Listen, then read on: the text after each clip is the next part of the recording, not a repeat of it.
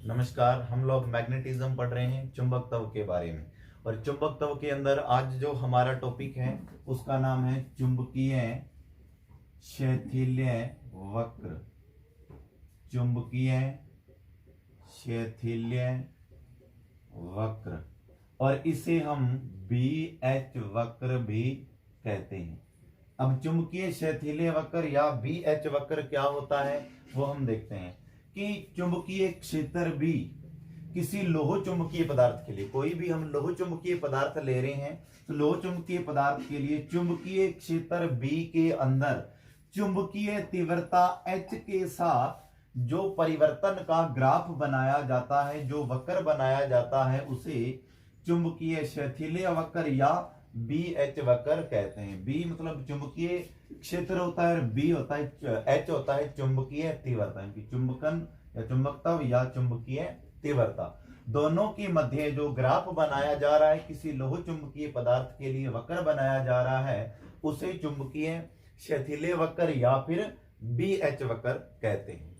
अब ये कैसे बनेगा देखते हैं कि यदि किसी भी लोह चुंबकीय पदार्थ को जो कि प्रारंभ के अंदर पूर्ण रूप से विचुंबकित है, अभी उसके अंदर चुंबकीय गुण नहीं है, उसको किसी परिनलिका के अंदर रख देते हैं और परिनलिका के अंदर रखने पर परिनलिका में विद्युत धारा प्रवाहित करवाते हैं।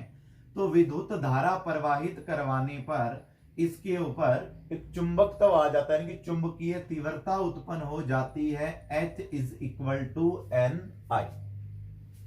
हम लोग यदि इसके अंदर विद्युत धारा प्रवाहित करवाते हैं किसी लोह चुंबकीय पदार्थ को परिनलिका में रखकर, जो कि पहले पूर्ण रूप से विचुंबकित है, और धारा प्रवाहित करवाने पर उसके ऊपर चुंबकीय तीव्रता उत्पन्न हो जाती है जो कि H = Ni होती है।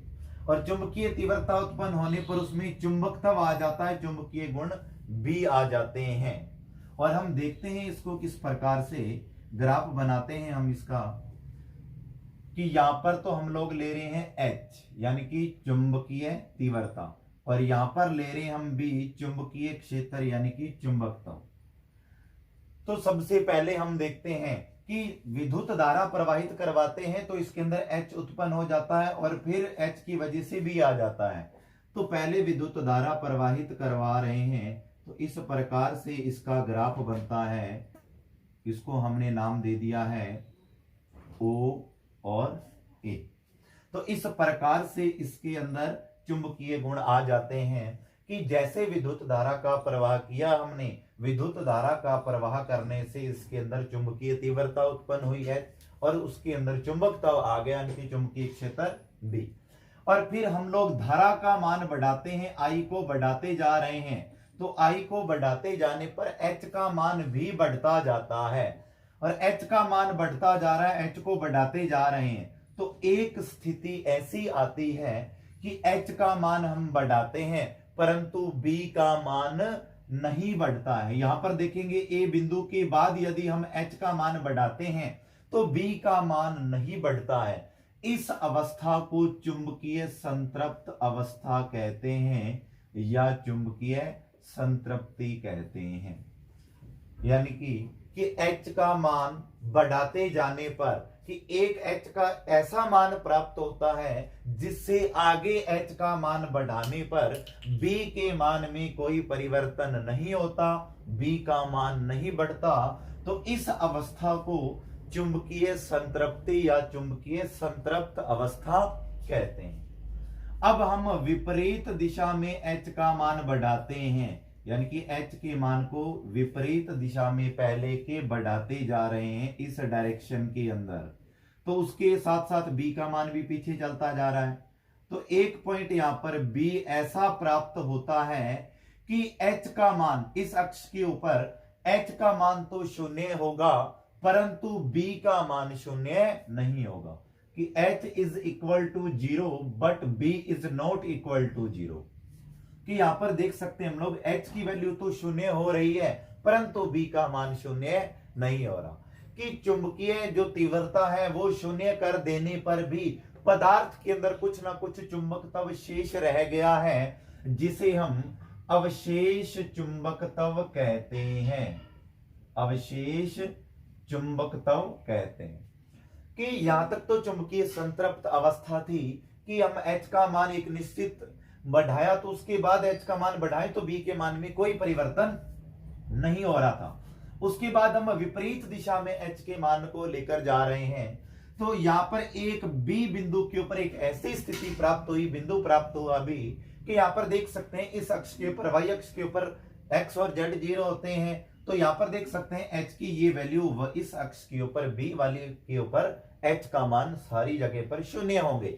तो यहां परंतु B का मान शून्य नहीं है। H मतलब चुंबकीय तीव्रता तो शून्य हो गई है, परंतु B यानी कि चुंबकत्व अभी नष्ट नहीं हुआ है, कुछ ना कुछ इसके अंदर चुंबकीय गुण रह चुके हैं। जिस प्रकार से हम देखते हैं कि यदि अपने क्या करते हैं, किसी लोहे के टुकड़े को चुंबक से रगड़ते हैं तो चुंबक को दूर कर लिया है, मतलब हम लोग चुंबकीय तीव्रता तो दूर ले गए, चुंबकन हटा लिया, चुंबकन क्षेत्र, परंतु लोहा कुछ देर के लिए दूसरे लोहे से चिपकता है, एक चुंबक की तरह बिहेव करता है, यानी कि उसके अंदर कुछ ना कुछ चुंबकीय गुण शेष रह गए हैं, जिसे हम अवशेष चुंबकत्व कहते हैं। और इस गुण को हम धारणशीलता कहते हैं।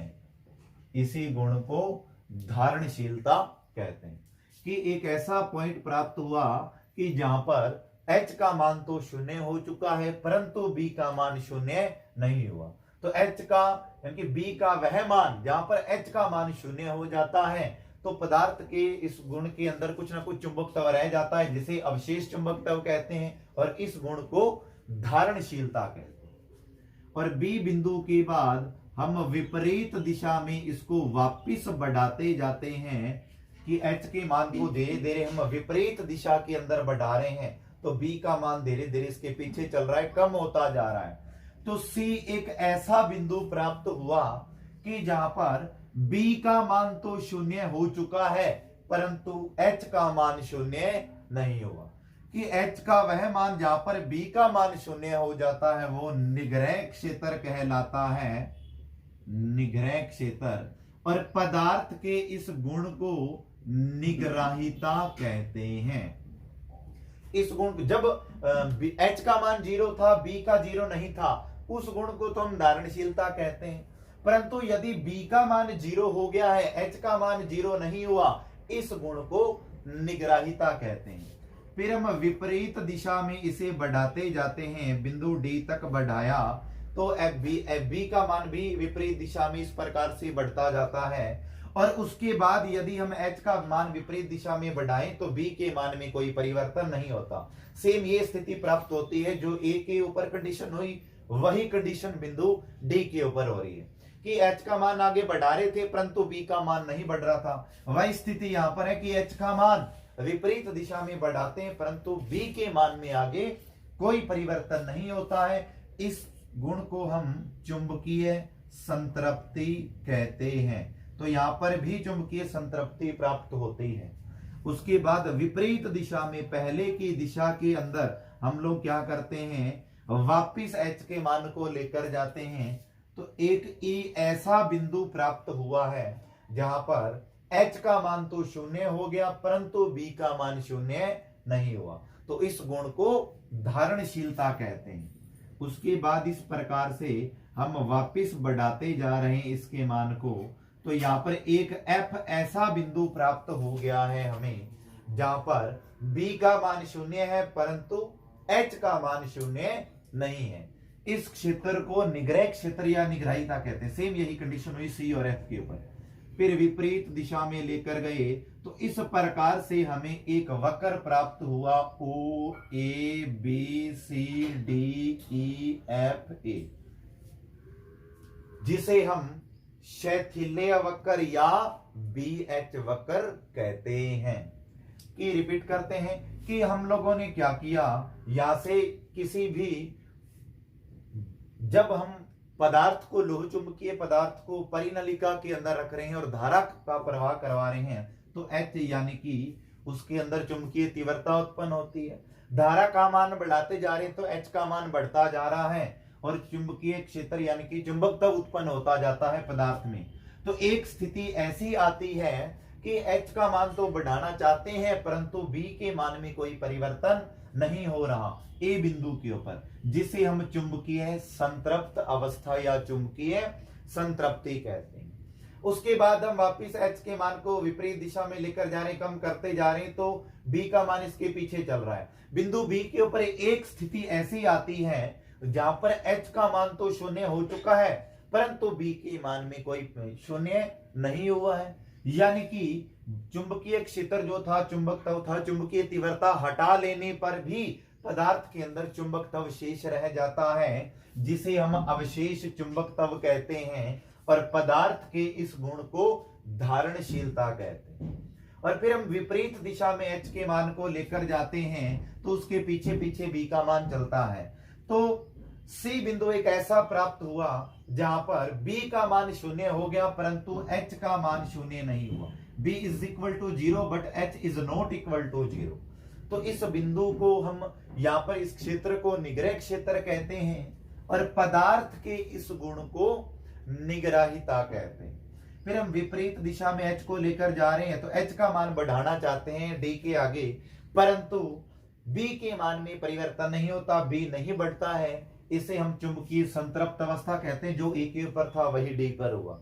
फिर विपरीत दिशा में इस प्रकार लेकर जाते हैं, यहाँ पर धारणशीलता और निग्राहिता प्राप्त हुआ। इस प्रकार से हमें एक OABCDEF एक वक्र प्राप्त हुआ है। एक इस प्रकार से जो वक्र प्राप्त होता है, इसे हम शैथिल्य वक्र कहते हैं, यानी कि H के पीछे पीछे B का चलना शैथिल्य कहलाता है, और जो वक्र है वो शैथिल्य वक्र या फिर BH वक्र कहलाता है।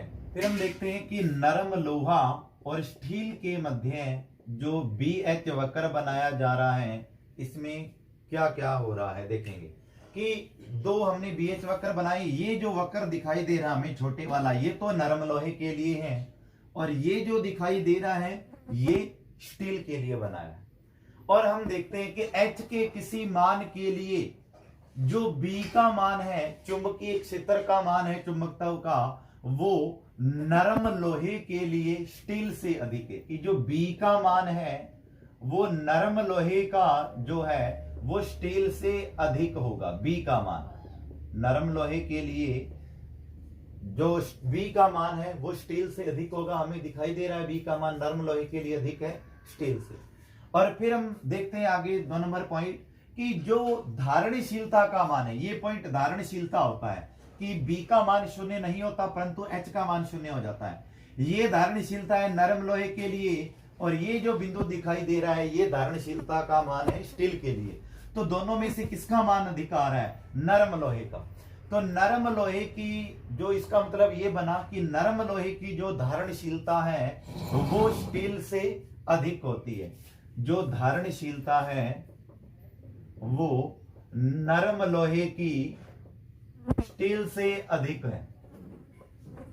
और फिर हम बात करते हैं निग्राहिता की। ये पॉइंट निग्राहिता होता है, निग्रह क्षेत्र होता है कि यहां पर B का मान तो शून्य हो जाए परंतु H का मान शून्य ना हो, कि H का वह ऋणात्मक मान जहां पर B का मान शून्य हो जाता है, निग्रह क्षेत्र कहलाता है। इस गुण को निग्राहिता।